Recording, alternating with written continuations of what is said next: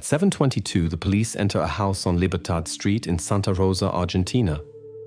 On the kitchen stove stands a cooking pot. Inside are fragments that a forensic examiner immediately identifies. They belong to Marta Fernandez, who was only 7 years old. This terrible fact becomes the starting point for an investigation that quickly surrounds itself with mysteries. Libertad Street is an ordinary, quiet street on the edge of Santa Rosa. Single-story houses painted in pastel colors.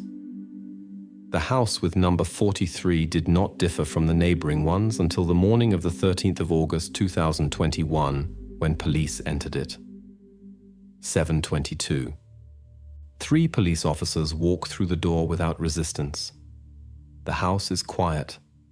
There is a faint smell of chlorine in the air, slightly masked by something unpleasantly familiar. On the kitchen stove, police notice a large cooking pot. The stove has been turned off for a long time, the metal already cooled. The forensic examiner, who arrives somewhat later, immediately establishes the obvious. Inside are human remains. Upon first examination, the expert comes to a shocking conclusion. The fragments belong to 7-year-old Marta Fernandez.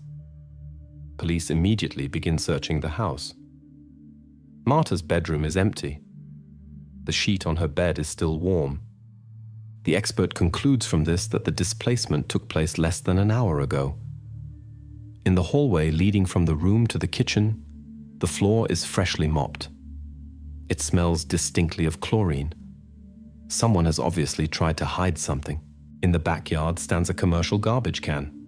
The lid is slightly open.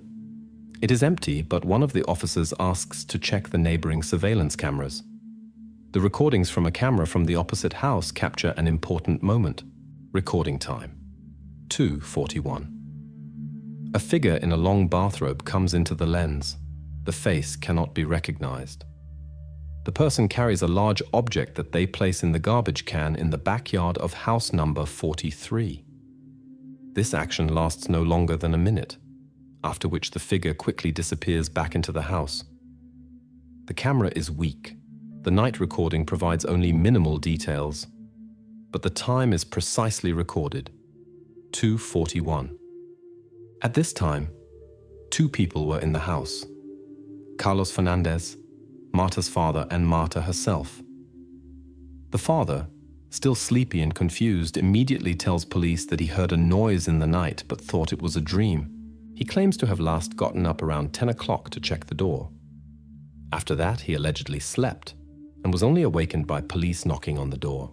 The second person who frequently visited this house, Marco Ruiz, a family friend, was not present that night. Normally, he came unannounced, had free access and keys. Carlos immediately points to him. Carlos appears lost and genuinely frightened. He tells police incoherently that he saw someone resembling Marco in the backyard in the dark, but the details of his story are blurred. Obviously, he is not sure of his own words. Nevertheless, police record this statement and begin searching for Marco Ruiz. In the kitchen, the expert meanwhile makes another important finding. The remains were cooked for at least 40 minutes. The stove timer turned off at 3:28. The timer's indication matches the expert's initial calculations and confirms that the process was completed exactly at this time. By combining the two facts, police establish a time period. The camera recorded an unknown person with a bulky object at the garbage can at 2:41. The timer on the stove stopped at 3:28. The time segment between these 2 points becomes the key moment. Almost 50 minutes that will determine the further course of the investigation. Aware that the situation requires immediate action, police officially detain Carlos for questioning. At this time, he is the main suspect. However, his guilt is not yet proven.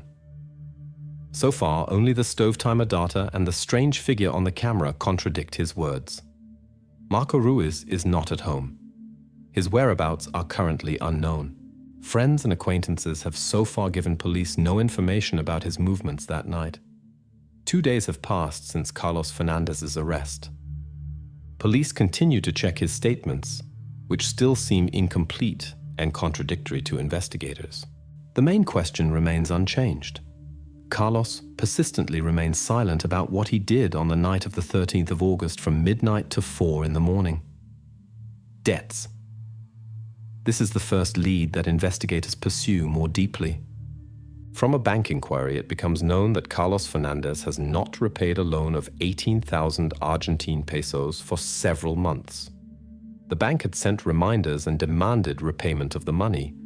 Otherwise, harsh measures were threatened. It is still unclear whether these problems are connected to the events in the house on Libertad Street.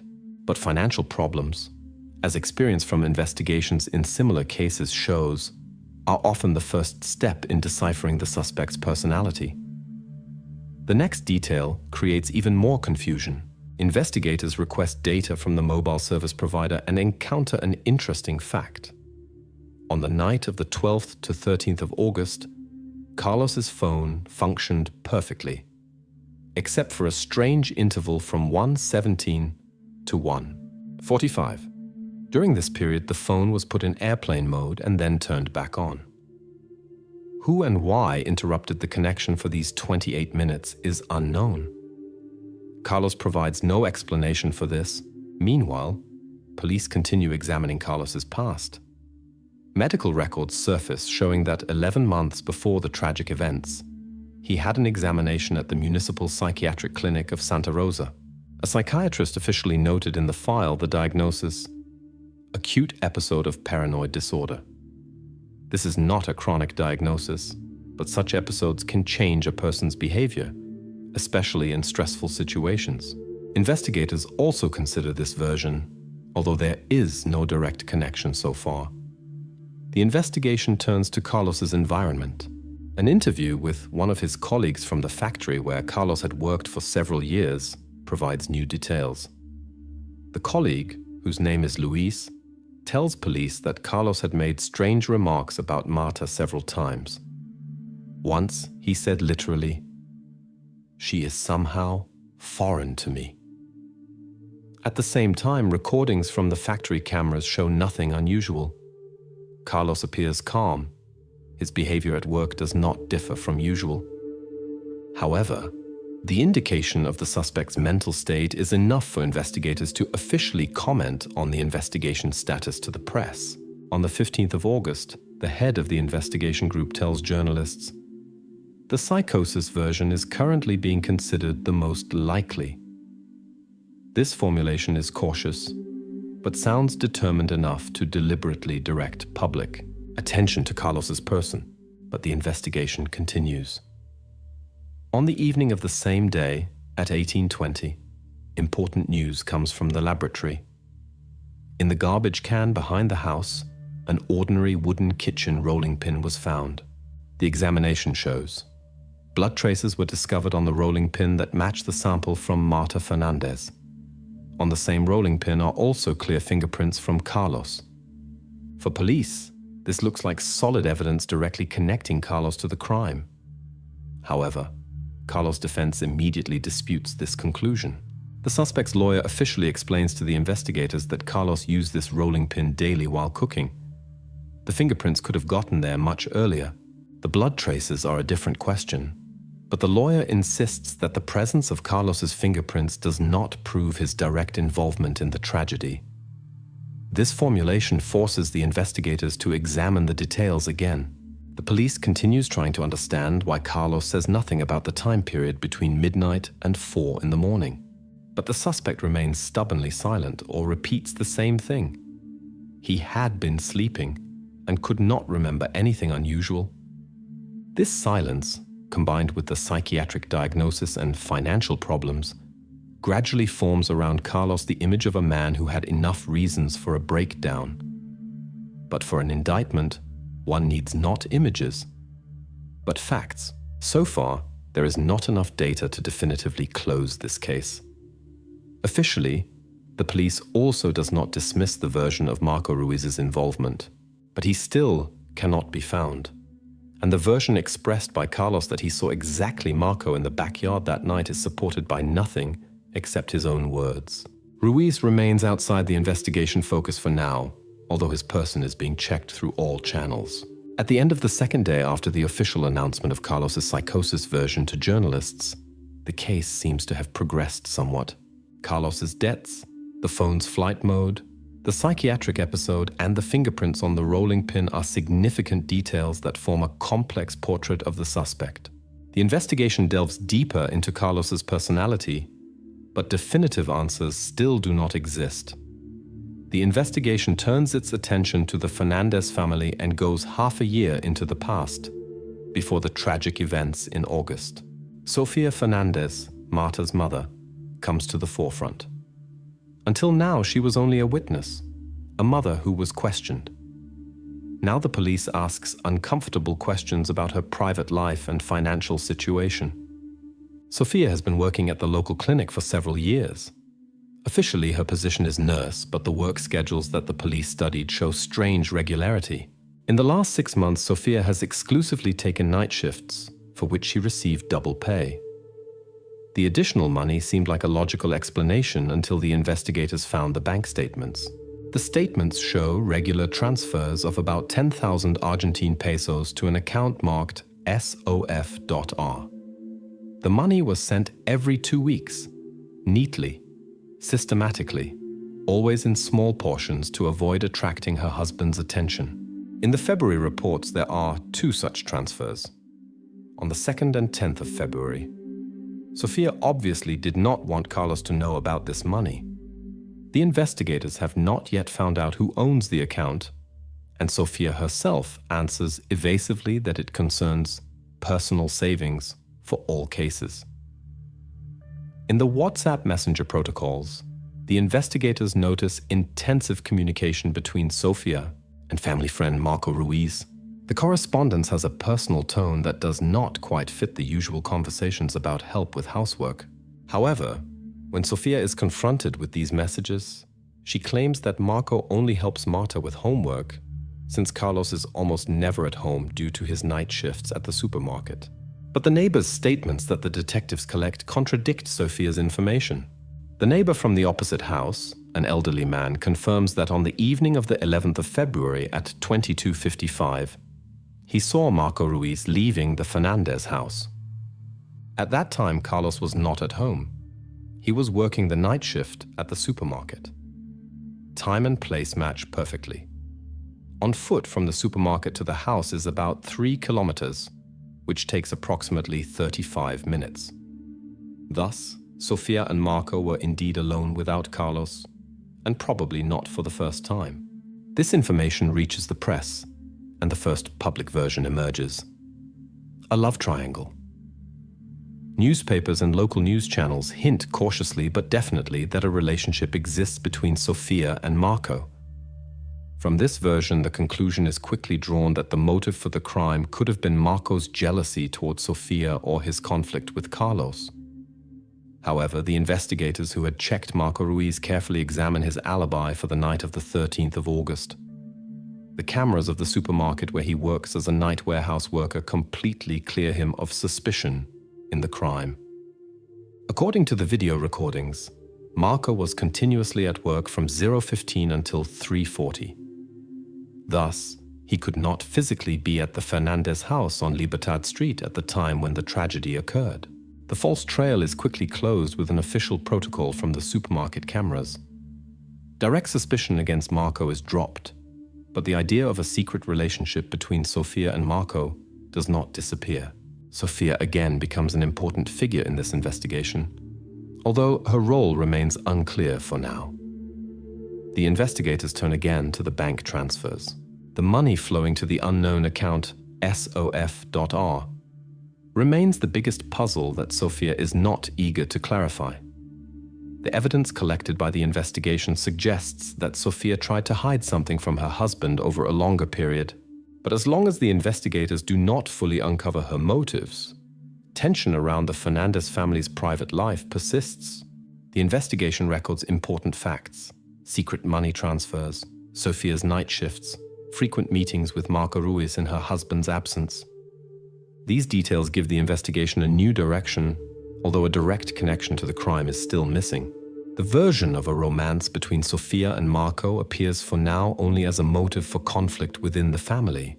but without direct reference to Carlos himself. Neighbors confirm that there were oddities in the Fernandez family, a tension that was even noticeable from outside. But there is no direct evidence against Sofia, and Carlos continues to insist on the version that he slept that night and heard nothing. The investigation does not rush to conclusions, as it understands that the case is serious and requires a careful approach. A new aura of distrust forms around the family. Sofia and Marco are under close observation, despite the confirmed alibi of the latter. Most importantly, however, the investigators gradually set aside emotions and focus only on facts. Two main questions remain open. Why did Sofia secretly transfer money from her husband? And what relationship really connected her with Marco Ruiz? The answer to the first question could shed light on the true motive of the crime. The answer to the second could explain the behavior of Carlos and Sofia in the last days before the tragedy. The investigation returns to the evidence, but from a different perspective. The next discovery promises to become decisive. The morning of the 16th of August brings a new, extremely unexpected detail into the investigation. In the forensic laboratory, where the rolling pin with Carlos's fingerprints and Marta's blood was previously examined, they discover a microscopic particle of blue latex.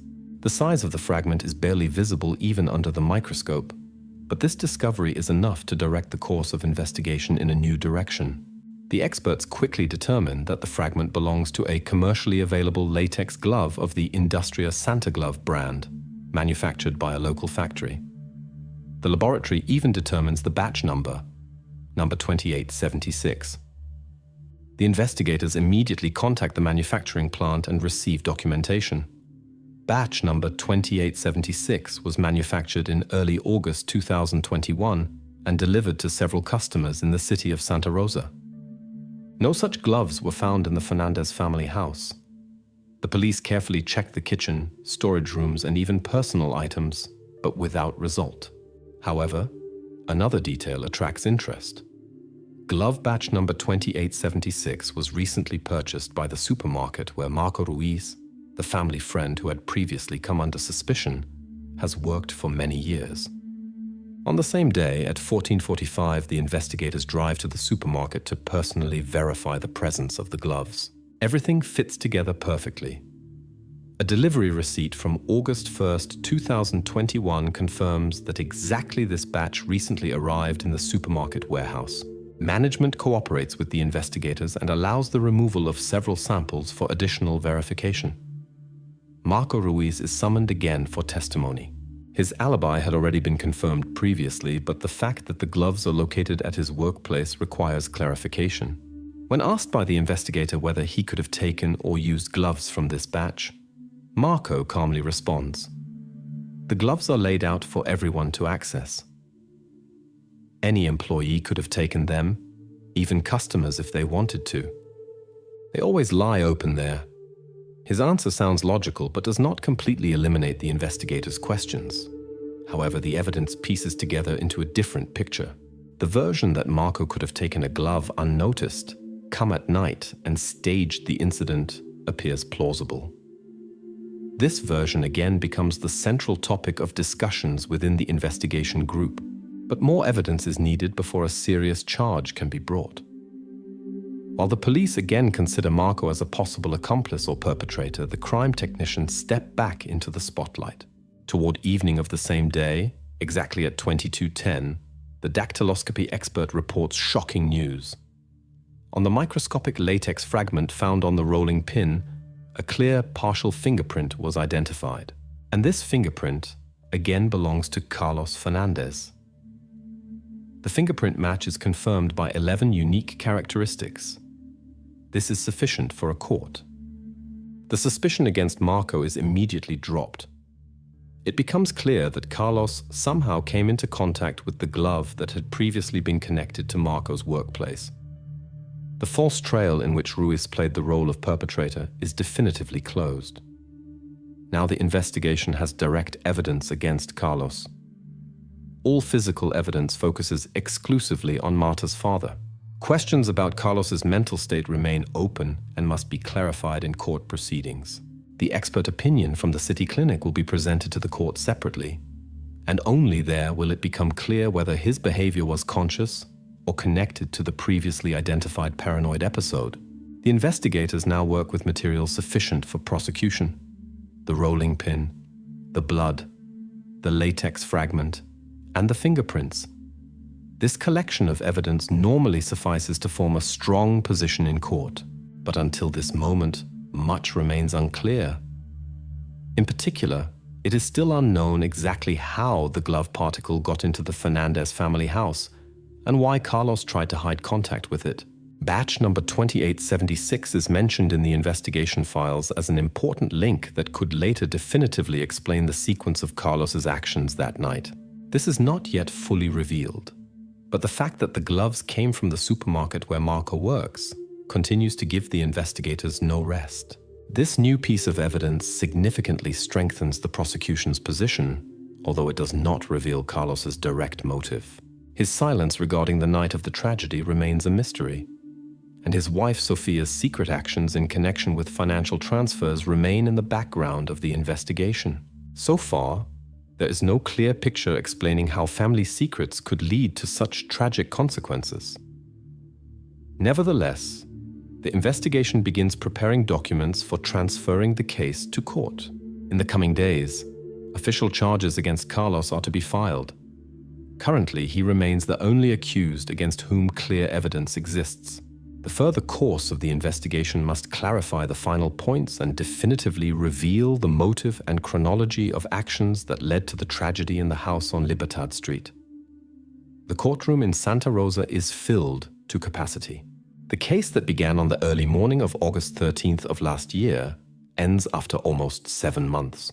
Now the fate of a man whose name became known throughout the city during this time is being decided: Carlos Fernandez, accused of the crime against his own daughter, Marta.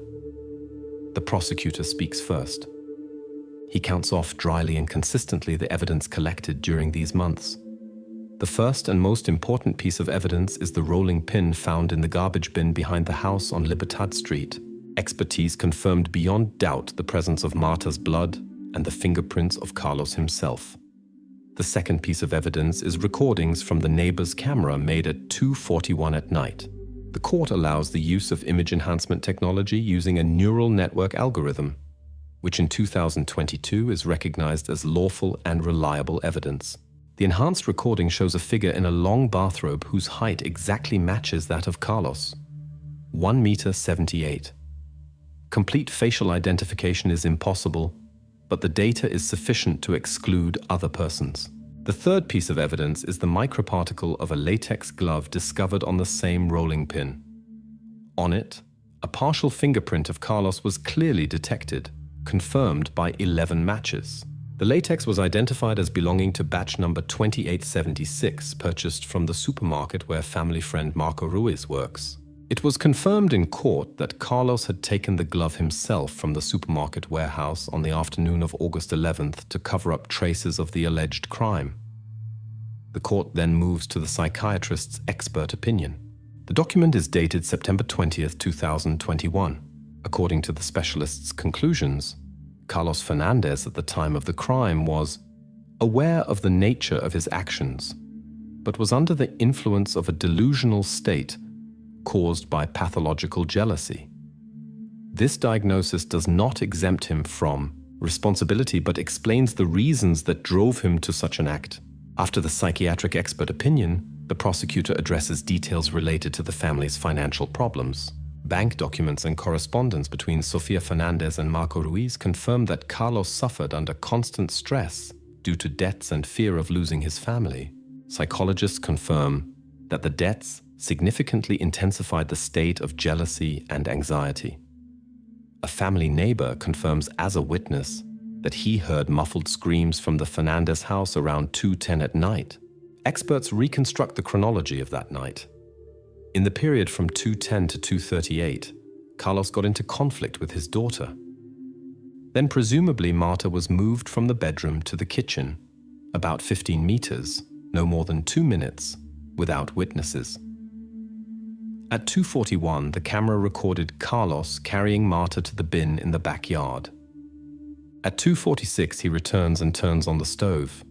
The timer switched off exactly at 3:28, which completely matches expert calculations about temperature exposure time on the remains found later. The defense attempts to object. Carlos's lawyer states that the rolling pin could have been touched by investigators and therefore is inadmissible as evidence. The judge immediately requests photographic protocols of the crime scene examination, and the prosecutor promptly presents the images. The rolling pin was photographed exactly in the position where it was found, before being directly removed from the garbage bin. This definitively deprives the defense of arguments. At this moment, Carlos, who had previously shown hardly any emotions, suddenly stands up and begins screaming a sentence that became the final revelation of this case. "She wasn't mine." The guards react quickly and sit him back down. Oppressive silence reigns in the courtroom. After a brief pause, the court returns to pronouncing the verdict. The judge dryly reads the decision. Carlos Fernandez is found guilty on all charges. Based on all evidence presented, he is given the maximum possible sentence: life imprisonment. The investigation officially closes the case. The version of Marco Ruiz's involvement is definitively refuted by the presence of an airtight alibi and the absence of his fingerprints on any evidence. Sofia Fernandez also has nothing to do with the tragedy. Her alibi is confirmed by recordings from her workplace and witnesses. The court also separately addresses the question of Carlos's mental state. Although part of the expert opinion was read in the courtroom, the complete version of Carlos Fernandez's psychiatric expertise remains sealed until 2035 by court order. The reasons for this decision are not officially disclosed. The session is ended. Spectators and press leave the courtroom. Carlos is led away under increased guard. The case that had kept the entire city in suspense for over half a year is closed forever. Earth pit. This expression later became the key term in investigation reports, describing the strange and eerie trap in the depths of Hosa National Park. None of those who were nearby suspected that they stood only a few meters from the place where the story of the disappearance of 3 school children began. They vanished without a trace between the entries in the paper journal and the first concerned report from the instructor. 40 minutes in which no one saw or heard anything unusual. 40 minutes that became the greatest mystery, covered by Earth. 6th of June, 2024. 15:45. Hosa National Park, northern Finland. The duty ranger Ville Karjalainen opened the vehicle registration book at the end of his shift. At this moment, he registered the entry of an old delivery van. The vehicle caused the usual slight annoyance. The ranger had seen it before and knew its owner, a person who preferred solitude to the company of tourists. This person was Antti Rautio, a hermit whom all local park employees had long known for his difficult character and his desire to stay away from foreign eyes. The delivery van appeared exactly at 15:45. Precisely this time the ranger entered in the book. Around them reigned the usual silence of a summer day, interrupted only by rare gusts of wind. The temperature was somewhat below normal for early June. The wind strengthened toward midday and reached 8 meters per second, which made orientation by sounds difficult. Under such conditions, even a loud voice was barely audible. After 40 minutes, at 16:25, silence gave way to concern. The instructor of the Nuoret Metsästäjät camp, Jari K., approached the ranger. Barely contained nervousness written on his face. He briefly reported that 3 fifth graders had not returned after a short stop on the route. The instructor claimed he had literally stepped away for only a minute to catch up with the remaining part of the group. When he returned, no one was there anymore. The instructor tried to appear confident, but his voice betrayed him. The operational check of the disappearance site strengthened suspicions and concerns. In the area of the rest stop where the children were last seen, several important traces were discovered. A broken inhaler lying on the ground immediately caught attention, and a lone child's shoe that stood neatly beside a fallen tree. On the soft forest floor, fresh tire tracks with a characteristic profile break were clearly visible. the ranger stated with certainty that such a pattern did not last here longer than 2 to 3 days. This meant the tracks had been left quite fresh. At the same time, another important circumstance emerged. A local hobby angler who was not far from the accident site explained that he had heard a strange sound around the same time. According to him, it had been a scream, muffled and indistinct because of the wind. He could not indicate the exact direction, as the sound was lost among the trees and constantly moved with the wind gusts. But the angler was firmly convinced. Someone had called for help. The first suspicion immediately fell on the owner of the old delivery van, Antti Rautio. On one hand, the logic was understandable. The hermit, noticed by the ranger, always avoided contact with tourists and was regularly rude, chasing them far away from his territory. Moreover, there had been previous cases where Rautio had gotten into heated conflicts with park visitors. It even came to official complaints. Precisely, his car had left the fresh trace at the rest stop, only a few steps from the place where the shoe and inhaler were later found. At the same time, it became known that there was another person in the park whose behavior aroused suspicion.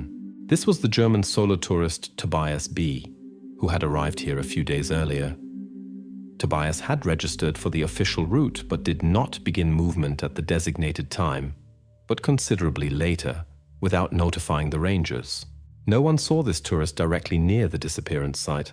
However, his behavior appeared suspicious. He was taking a route that passed close to the rest stop. Questions about the instructor, Jari K., could not be avoided either. Precisely, he had left the three without supervision, despite strict camp instructions. In the instructor's statements, there were temporal inconsistencies. The 1 minute of his absence stretched to about 10, according to other witness testimonies. Investigators could not ignore this fact. Additional doubts were added by the ranger's own statement. Ville Karjalainen explained that he had noticed light objects in the cargo area of Rautio's delivery van, which he took for children's backpacks. This immediately became an important piece of evidence that strengthened suspicions against the hermit. However, it later turned out that this was an error. The ranger had incorrectly identified the contents of the cargo area through the dirty rear window. Later, during vehicle inspection, it became clear that he had seen ordinary canisters with light color that Rautio used in his household. At 17:30, investigators set off following the tire impressions toward a remote clearing to which no official tourist route led. At this moment, none of them yet knew the most important thing. There was no longer a way back. The countdown had begun, and now the forest, which had transformed into an earth pit, would reveal its secrets very slowly and reluctantly. The next day, early in the morning, a small group of police officers together with investigator Joona Törnqvist reached Antti Rautio's forest cabin. Deep silence reigned around, which even the birds did not disturb. An old, barely visible path led from the road directly to the dilapidated wooden building.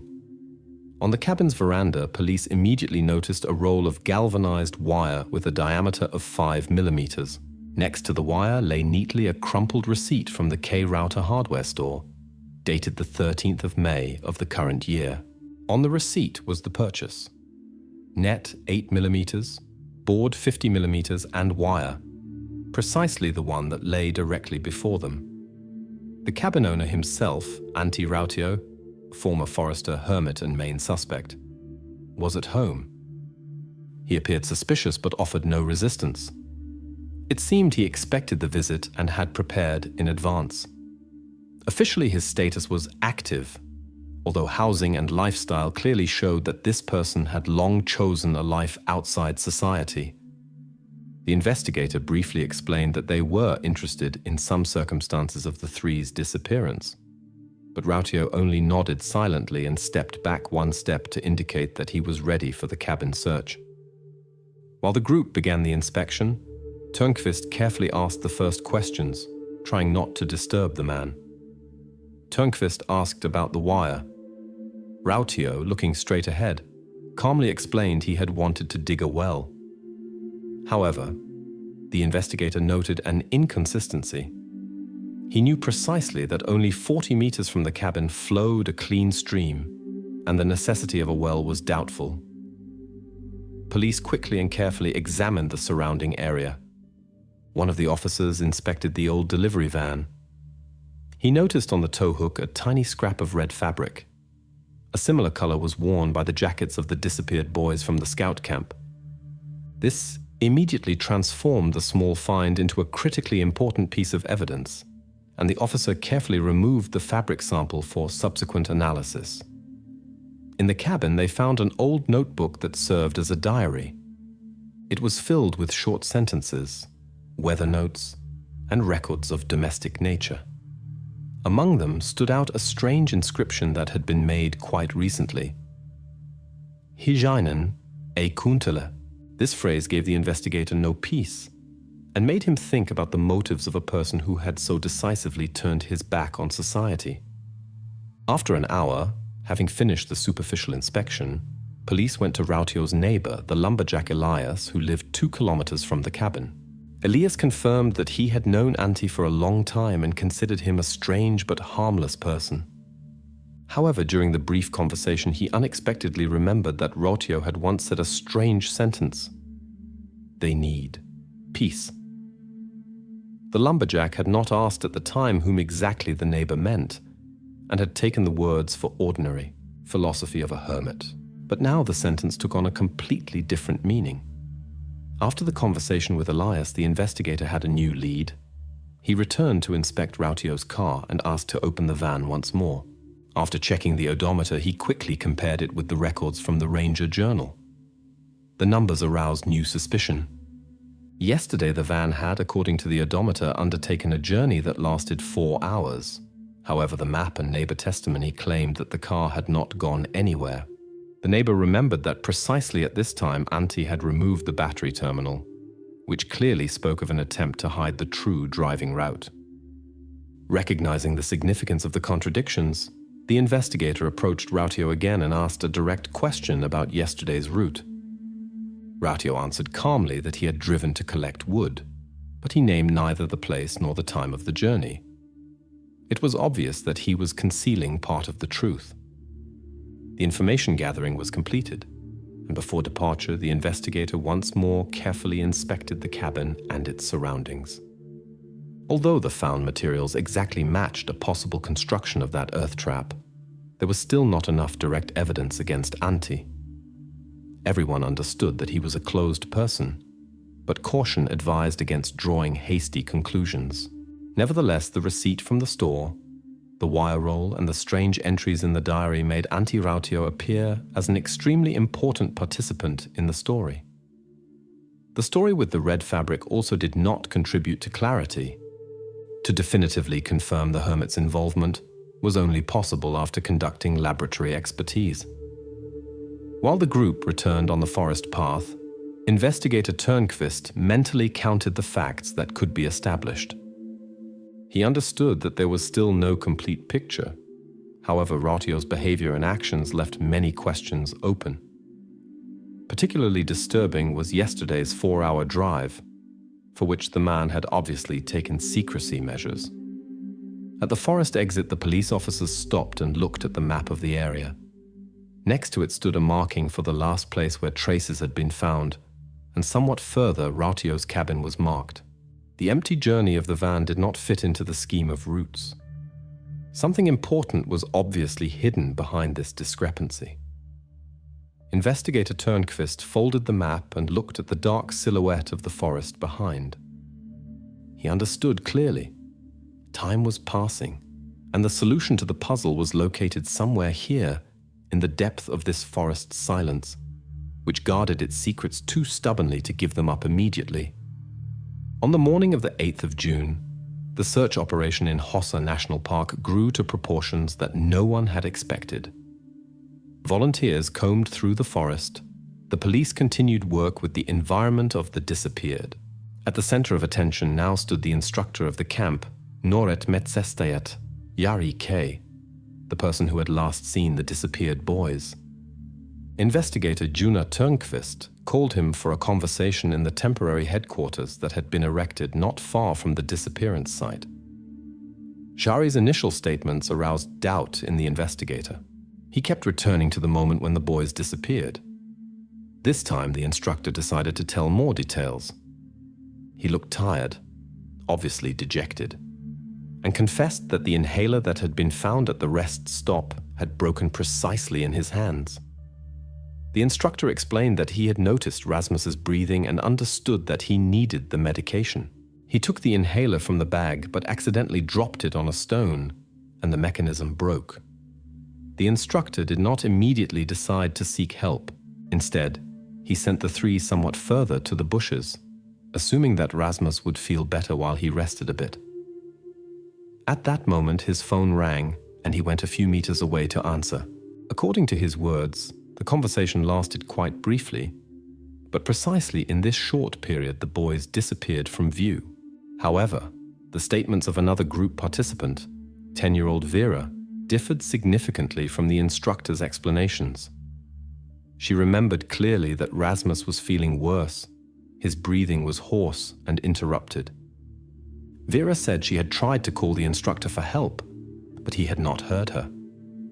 Wind and the phone conversation drowned out her voice. Finally, the moment was missed, and the boys remained alone. The medical history that investigators found in the camp documents shed new light on what had happened. There it was clearly noted that Rasmus should always carry 2 inhalers with him, the main inhaler and a spare inhaler in his backpack. The investigator immediately called Rasmus's parents. They confirmed that they had personally given the medication instruction and had even presented a copy of the contract in which the necessity of the spare inhaler was recorded. When Turnqvist directly asked the instructor why he had not used the second inhaler, Jari seemed genuinely surprised. He assured the investigation that he had known nothing about the existence of the second inhaler. The situation seemed strange, as Jari had been obligated to carefully study the medical documents of each group participant. The investigator doubted the instructor's sincerity and asked another question. Why had he not immediately run for help after breaking the medication? Jari answered that he had been certain that the boys would quickly return on their own. This was a serious contradiction to the official camp instructions. These stated clearly, when any health problems occurred with a group participant, one must not leave him alone, much less during a suffocation attack. For a short time, suspicion arose that the instructor had simply exceeded the participant number and therefore was afraid to ask for help. Turnqvist decided to check the lists and compare them with the real data about the number of children who had arrived. The quick verification of documents showed that the camp limit had not been exceeded. 18 people were allowed on the list, and in reality there were exactly 18.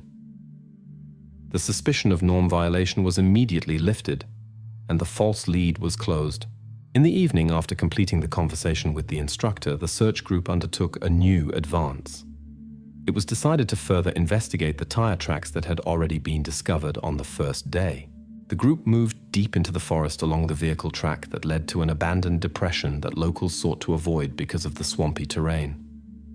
The further the searchers advanced, the deeper the furrows from the tires became. The clear pattern R16 was now accompanied by deep tracks that spoke of the car having obviously driven here with a heavy load. After about 1 kilometer, the group stopped. Before them stretched a swamp, covered by thin, almost invisible mist.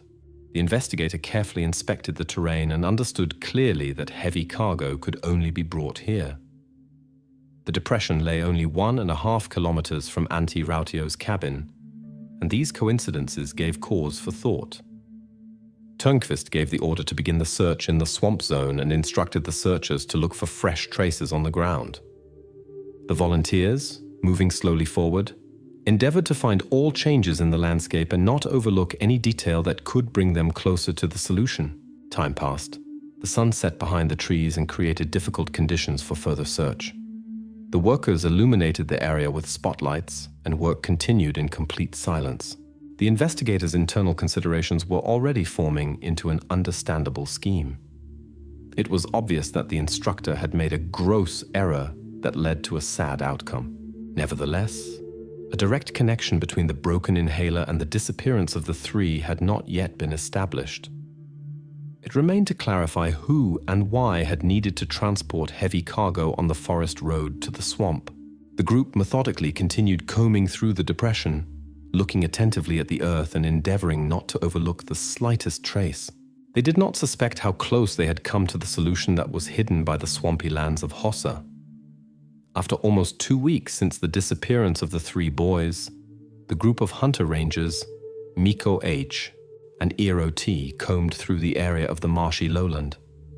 This zone had already been inspected several times, but the searchers decided to return here, hoping to notice something that had been overlooked earlier.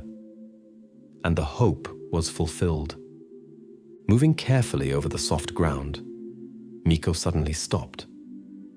Under his foot sounded a quiet, almost imperceptible metallic rumble, similar to the sound of emptiness hidden under a layer of soft turf. Looking at each other, the hunters quickly began to clear the section by removing the upper layer of moss and grass. The heart of each of them beat faster when a camouflage shield was discovered under the earth, nailed together from massive boards and reinforcement mesh. This shield was precisely the cause of the strange sound.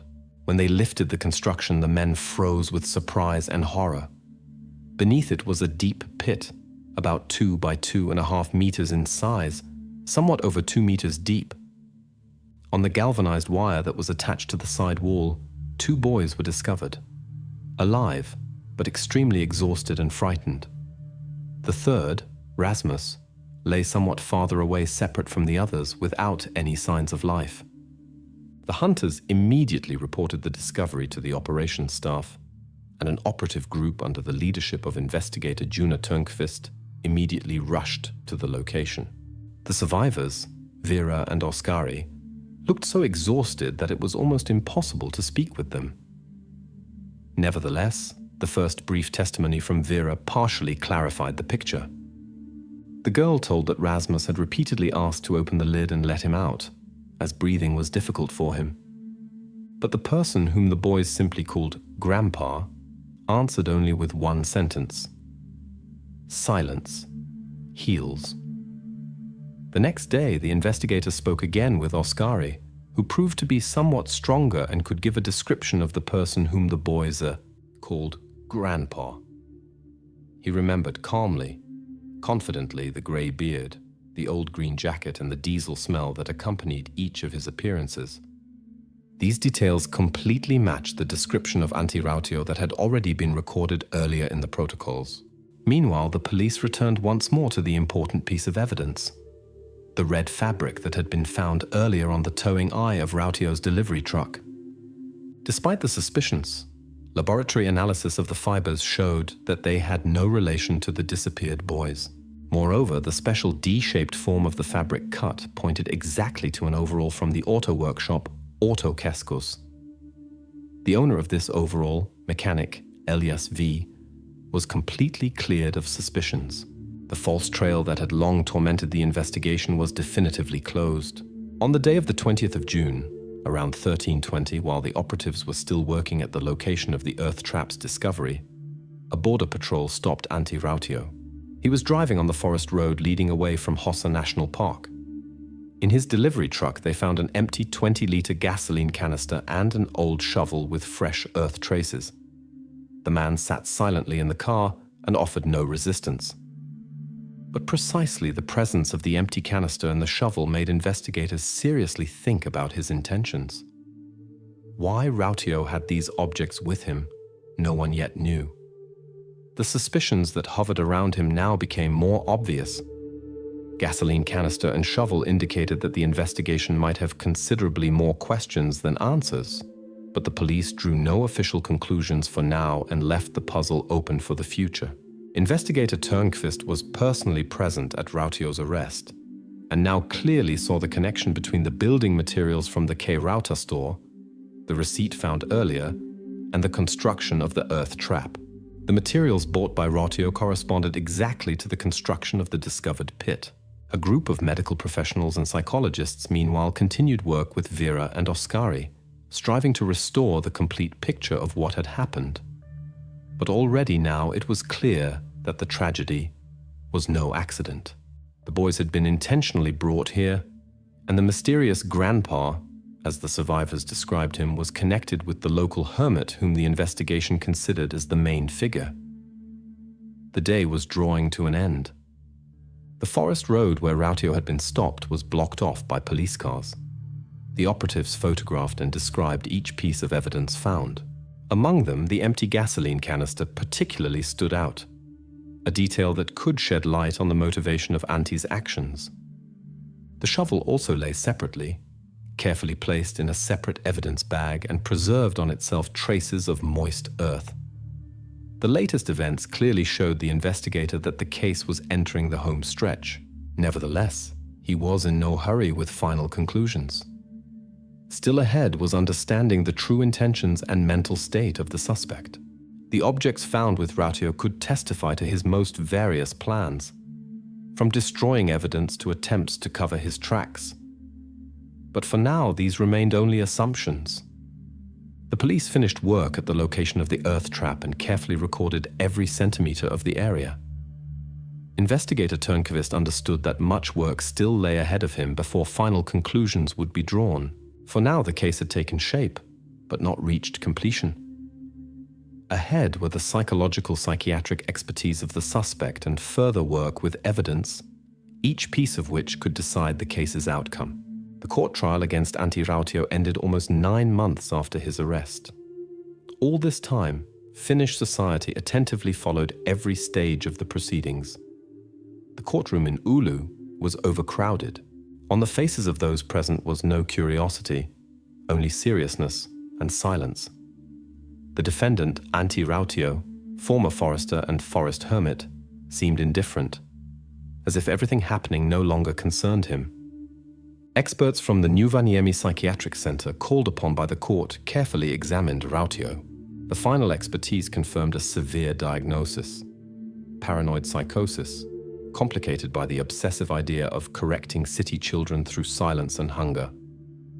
Precisely this pathological idea lay at the foundation of the plan that he had carefully prepared for several months. During the court proceedings, the details found by the investigation and expertise completely matched the testimonies of survivors, witnesses, and documentary evidence. The building materials that Rautio had acquired on the 13th of May at K. Rauta completely corresponded to the construction of that pit, which the search group had discovered in the marshy lowland. Wire, mesh, and wooden boards perfectly matched the contents of the receipt discovered earlier. This proved that precisely the defendant had prepared the trap. The 4-hour journey of the old delivery truck, which investigators had established earlier, was also confirmed by witnesses. Local lumberjacks who had worked nearby clearly remembered Rautio's delivery truck that had stood on the night of the 6th of June in immediate proximity to the marshy zone where the pit was found. Their testimonies definitively closed the question of the suspects and his car's movement on the night of the disappearance. The expertise also established that Rasmus's inhaler was by no means accidentally broken. The fingerprints on the plastic case of the medication completely matched the fingerprints of Antti Rautio. The inhaler had been intentionally damaged, depriving Rasmus of the only possibility to cope with the attack. Finally, an important piece of evidence: the empty 20-liter canister discovered in the defendant's car played one of the decisive roles. Laboratory analysis confirmed that on its neck was a mixture of diesel and gasoline, and the earth on the shovel corresponded exactly to the composition of soil from the earth pit. This definitively confirmed Rautio's connection with the discovered trap. During the verdict announcement, the hall was filled with silence so dense that only people's breathing could be heard. The judge monotonously enumerated the articles of the criminal code and the experts' conclusions. Rautio stood mute and motionless. But when the judge finished and announced the final decision, the convicted man suddenly spoke barely audibly a strange sentence: "Hiljanen Kanteli Idelein." The convoy sharply reprimanded him, and the hall heard only the first word: Hiljanen. This caused a wave of nervous whispering among the listeners. According to the court decision, Antti Rautio was found guilty and committed to forced treatment in a specialized closed-type clinic in Hämeenlinna. The verdict sounded dry and clear: 28 years of medical custody under paragraphs Rikoslaki, 21, 4-section, and 25, 3-section.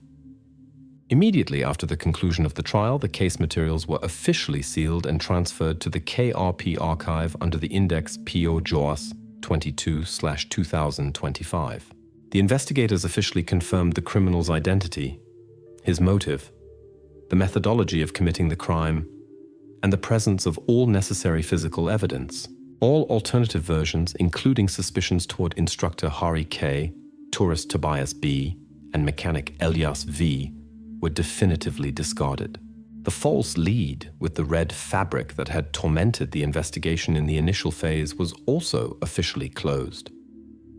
However, the case left several dark spots that were kept secret. The investigators never received an answer to the key question about the gasoline. It remained officially unknown whether Rautio intended to use the canister to set a fire and completely erase the traces of the crime, or whether he had the intention to destroy Rasmus's remains. The complete results of Rautio's psychiatric tests were also kept secret and hidden from the public forever. Despite the careful work of law enforcement agencies, the investigation never fully clarified whether Rautio planned to kill all the boys he had captured, or whether what happened to Rasmus was a tragic accident within the framework of his insane plan of re-education through silence. Now, the case of the Earth Pit, as journalists dubbed it, is officially closed. But it left forever a grim imprint in the memory of those who were involved in this investigation.